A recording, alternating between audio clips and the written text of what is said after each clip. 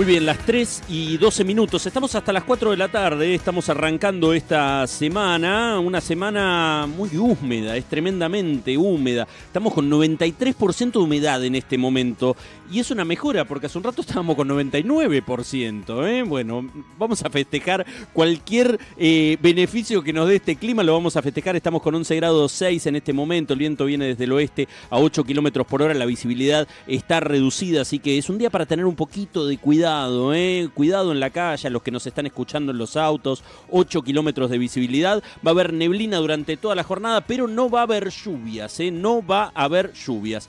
Les decía, son las 3:13 y está acá en el estudio con nosotros Guillermo Bianchi, es el secretario general del Sindicato de Empleados de Comercio. Vamos a hablar un poco sobre, le propuse hacer como una especie de radiografía de qué es lo que está pasando en este momento. Guillermo, ¿cómo estás? Hola, buenas tardes, muchísimas gracias por la invitación. No, gracias a vos, gracias por tu tiempo.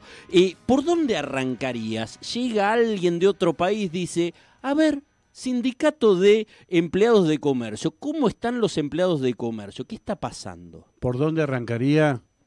Por explicarle que la justicia social en Argentina no es un pecado, sino que es un objetivo supremo de las organizaciones colectivas en defensa de los intereses de los trabajadores y sobre todo posicionados en busca de la igualdad, porque lo que estamos sufriendo en Argentina, y solamente habría que llevarlo a dos lugares, yo lo llevaría a la marcha de los miércoles para que vea cómo apalean a nuestros jubilados o al Garrahan para ver cómo desprotegen la vida de los niños y entenderían la importancia que tiene en nuestro país las organizaciones colectivas. Sería una respuesta contundente a cualquier extranjero que venga para que vea la importancia que tiene la historia social y la defensa de esos derechos en Argentina. Bueno, es una referencia clara a lo que decía ayer el presidente Milei, ¿no? En el Chaco, en este templo que estaban inaugurando, el templo evangélico, en donde atacó directamente, ¿no?, el concepto de justicia social. La sensación cada vez es mayor de un distanciamiento, de un enfrentamiento casi total de los valores con el gobierno. ¿Vos lo ves de esa manera? Yo creo que sí, yo creo que al principio de la era Milei, nunca se pensó que el discurso violento iba a llegar a tales extremos. Lo que pasa es que la sociedad de mercado que él plantea frente a la sociedad de trabajo que nosotros planteamos es imposible de compatibilizar, porque ellos tienen como instrumento el ejercicio del autoritarismo, no de la democracia y sus límites. Supongamos que tendría que haber un límite, algo que ellos propusieran que se excedía al marco democrático que ellos ponen como referencia, pero su discurso violento lo que hace es acentúa el autoritarismo, y no solamente del punto de vista discursivo, sino desde el punto de vista de sus acciones legislativas, ejecutivas, y también de sus acciones policiales, podríamos decir, ¿no? Entonces yo creo que hay una línea que se está corriendo para sostener un modelo que se está cayendo en términos económicos. ¿Ustedes se sienten parte de la casta? Esta idea de elementos que están obstaculizando el desarrollo del país, en palabras del presidente. Bueno, eso se le cayó, ¿no? Como un castillito de arena en Mar del Plata. Porque si algo tiene interesante el proceso del presidente, ha sido la comunicación. Nosotros hablábamos antes. ¿Qué es lo que a mí me parece? A ver, voy a intentar sintetizar con tiempo de radio. Nada de lo que hace es nuevo. Todo es muy viejo. Es extremadamente antiguo. La explotación del hombre es antigua.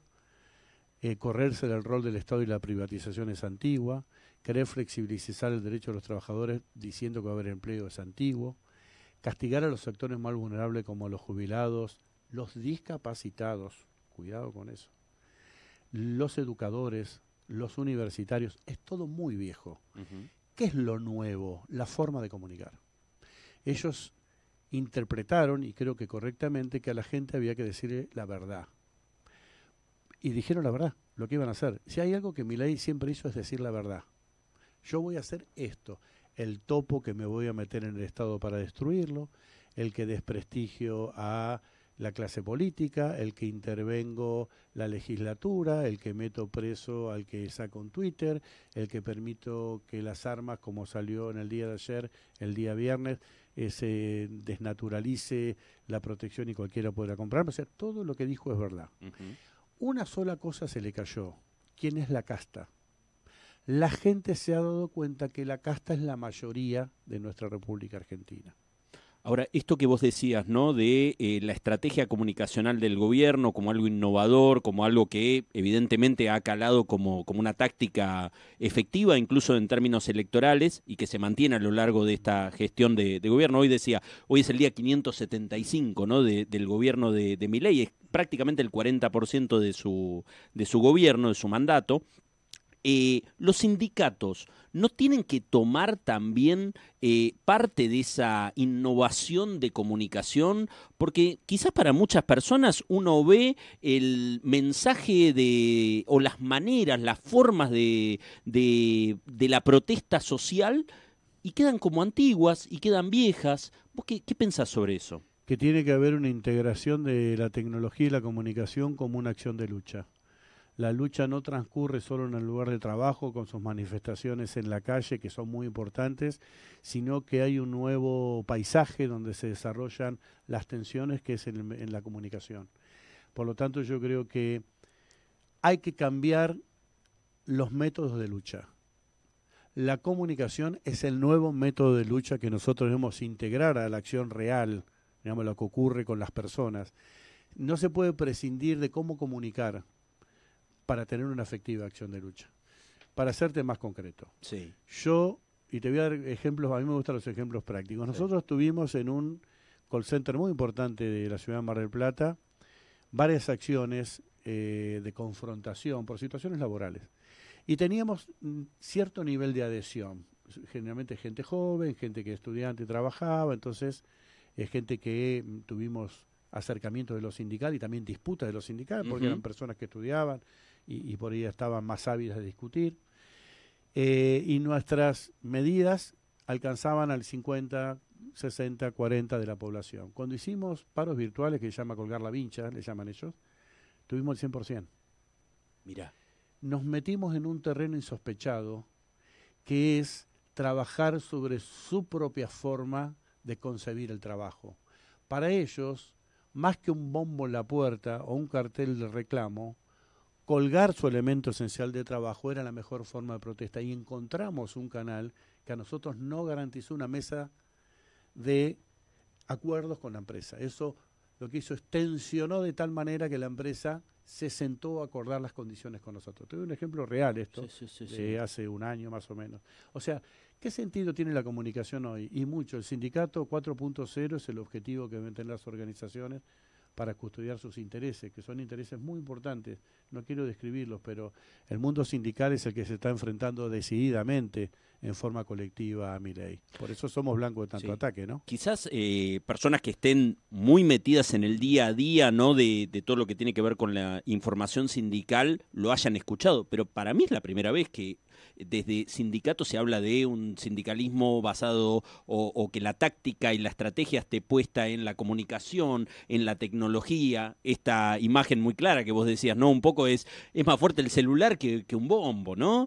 Porque además me parece que quizás, no sé cómo lo has visto vos en estos últimos años, pero parte de la sociedad se despegó también de la parte sindical, lo veía como parte del problema. Sí, exactamente. ¿Por qué te parece que fue así? Ahora te voy a responder eso, pero antes quiero graficarte, porque yo a los delegados les di una charla, como si yo fuera docente, ¿no? Pero bueno, le conté mi experiencia. Entonces el título era ¿dónde está el sindicato? Y era una persona con un celular. ¿Por qué? Todo trabajador mercantil de la ciudad de Mar del Plata, estamos hablando de 8.000 afiliados, te hablo de los afiliados, los que se afiliados concretamente decidieron afiliarse, tienen el teléfono en su mano cuando están trabajando. Allí está el sindicato.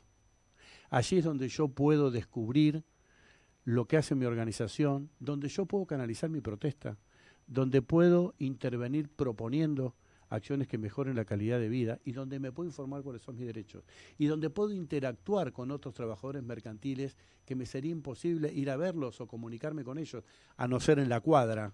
Entonces esa comunidad, esa interacción en redes a nosotros nos ha permitido mejorar nuestra mirada sobre nuestra población y de nuestra población sobre nuestra organización. ¿Dónde está el defecto de la organización sindical? Si vos me querés, si querés buscar algún defecto, yo no comparto mucho la idea de la autoflagelación cuando dice, ¿por qué hay que hacer una autocrítica? No, hay que revisar el proceso. No, las autocríticas, dejémosela para otra parte de la política que quiere utilizar esto para desnostar una acción. Hay que revisar acciones, porque el mundo está cambiando. Y el problema del sindicalismo, que nosotros necesitamos reemplazar los viejos dirigentes empíricos por personas muy preparadas. No lo digo que yo lo esté. Yo lo que hago es propongo la preparación. Hoy un dirigente tiene que saber de economía básica, del problema internacional, de la economía local, de las leyes y de comunicación. Como mínimo. Porque mira, en la ONU, en su plataforma que se llama Congreso 2030, creo que es, o el Mundo 2030. Claro, que son los objetivos, objetivos 2030. Si vos lees la parte del pacto digital, es interesantísimo. Todos tendríamos que leer lo que pasa con la gobernanza de la tecnología y la inteligencia artificial en el mundo, porque ahí se dirime el poder. Con esto te termino. Sí. ¿Por qué hay que prepararse? ¿Por qué atacan a las universidades? Porque de allí salen los líderes. El problema no es cuántas universidades hay o cuántas no hay, sino cuántos líderes sociales preparan la universidad y cuántos líderes quieren evitar que se formen en la universidad. Porque el liderazgo del mundo está de la mano de las corporaciones. Y esa es la lucha de fondo que existe hoy en el mundo. Por eso es importante leer y prepararse y contextualizar con lo que nosotros decimos. De lo global a lo local. De lo global a lo local. Necesito comprender qué pasa en el mundo para actuar localmente, porque si no me falta una pata. Sí, en un momento se hablaba de, armaron como una especie de neologismo, ¿no? Una nueva palabra que se llamaba glocal, ¿no? Esta idea de lo global y lo local, para los que se enganchan recién con esta charla muy interesante, esta entrevista, ¿no? Iba a decir entrevista, pero al final terminó siendo una conversación, una charla, ¿no? Con Guillermo Bianchi, él es secretario general del Sindicato de Empleados de Comercio. Te llevo a cosas, me quedaría horas hablando sobre comunicación, porque me parece que es un tema que no se ha abordado prácticamente nunca, con el tema de las acciones y de las redes en los sindicatos.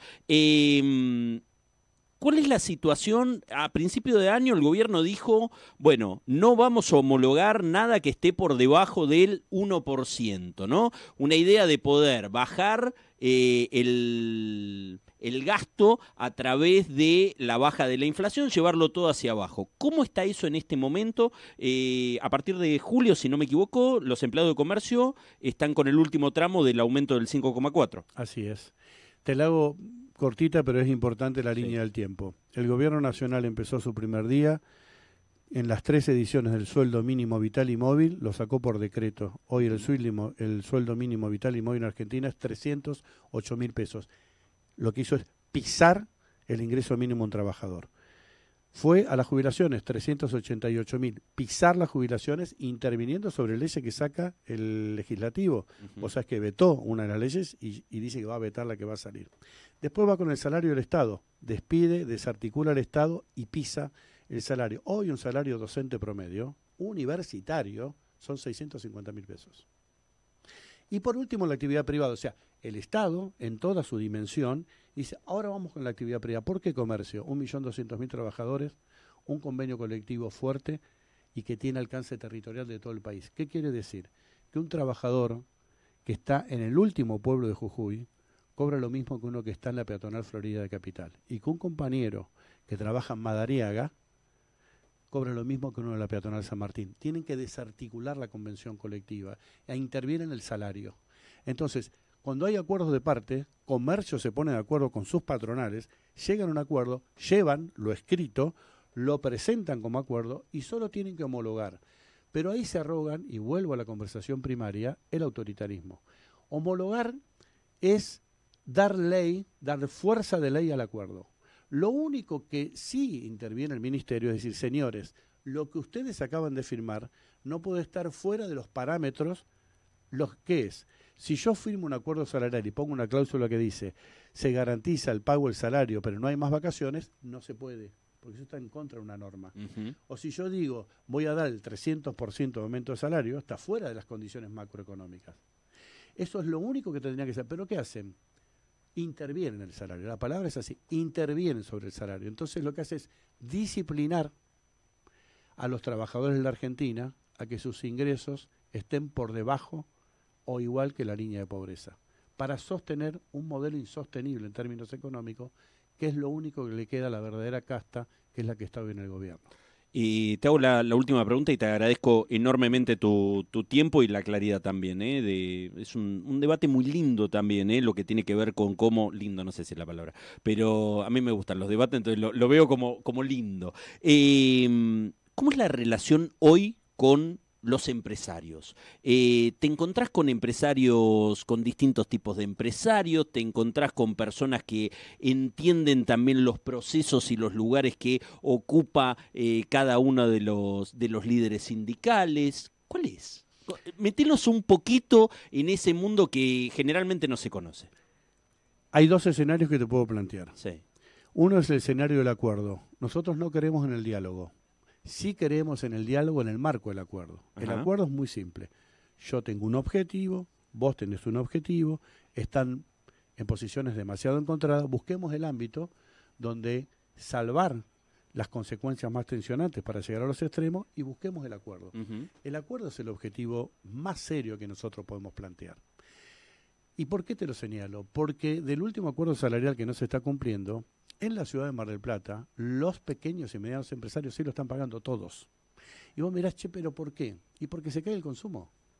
Porque si los trabajadores de la ciudad de Mar del Plata, en términos generales, te hablo del puerto, los textiles, los de comercio, no tenemos ingresos importantes, se cae el consumo, se cae mi propio negocio. Y el que está todo el día al frente del negocio lo sabe. Es decir, que se cuidan a sí mismos pagando el aumento. Una rueda virtuosa. En cambio... Keynesianismo. Keynesiano, claro. Volver a Keynes dice un libro, ahora no lo he leído, pero me lo regalaron, del actual gobernador de la provincia de Buenos Aires. Volver a Keynes. Entonces hay otros que en una disputa, innecesaria disputa ideológica, se radicalizan, como los mayoristas y un supermercado local muy conocido, que empieza con la T, que bueno, han empezado a hacer, dar señales de confrontación plena, diríamos, no pagando el acuerdo y bueno, vulnerando algunas normas.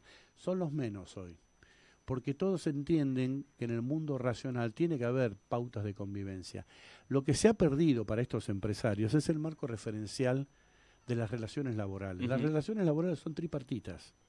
Estado, empleadores y trabajadores. Ese es el resultado del mundo, no mi resultado. La OIT, que es un organismo que se creó por las disputas mundiales y las consecuencias de la guerra, lo que plantea es, señor, juntémonos en un ámbito tripartito, discutamos y llegamos a conclusiones para que después se puedan aplicar como normas. ¿Pero para qué?